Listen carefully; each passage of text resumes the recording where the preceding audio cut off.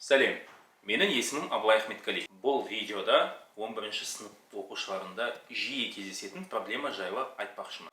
Енді ұбт дайындау тапсыруға дайындаламын деген оқушыларда қандай проблема кездеседі? Біріншіден, қыркүйек айында қалай дайындалам деген сұрақ туындайды. Сөйтіп достарынан сұрайды, мұғалімдерден сұрайды, интернетте ақтарады. Сөйтіп ұзақ уақыт бойы қалай дайындаламын деген сұрақпен уақытын өткізіп алады. Одан кейін интернетте кез келген бір тараған өсекті талқылаумен өтеді. Электронды форматта өтеді деген рас па, өтірік пе?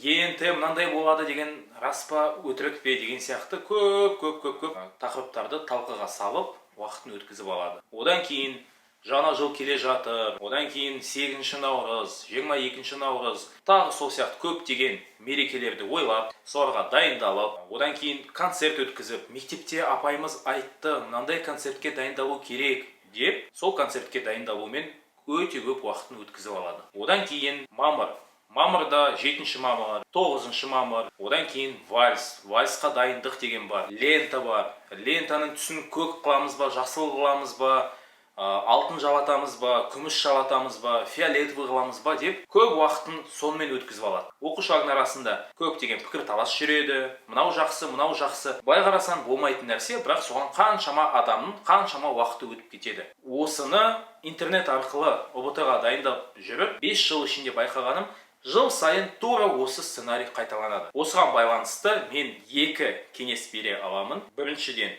қой болуды қой. Далада жайылып жүрген қой сияқты шопанды күтпей, өзің іс-әрекет жасап баста. Әртүрлі өсектерді, әртүрлі мейрамдарды қой.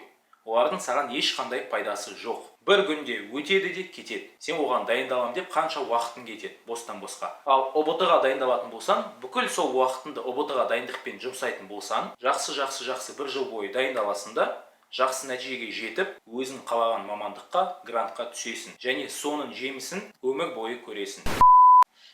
Чабан деген қазақша шобан дейма, шабан дейма деп түсінбей тұрмын. Сейчас посмотрим. Шопан, кажется. Ау? Малшы? Жоқ, малшы деймін. Шопан это именно қойды қарайтындар.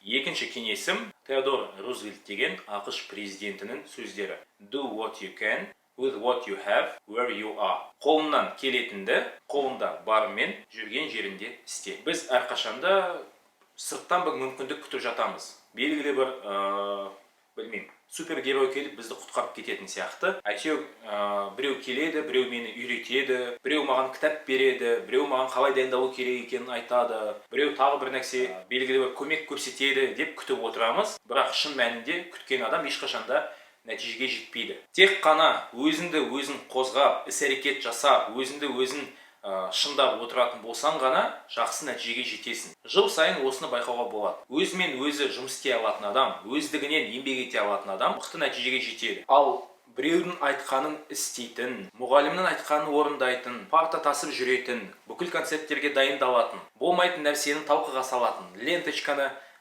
әңгіме қылатын, және министрлік қандай жаңалық шығарады екен деп өсек жинап жүретін адамдар ешқандай нәтижеге жетпейді. Өкінішке орай, сол өткен бір жыл уақыттарын ешкім қайтарып бермейді. Сен тыңдаған мұғалімің де, директорың да саған сол жылды қайтарып бермейді. Сондықтан өзіне сен өзіңді алып шығар, еңбегің мен ақылын екі жақтап.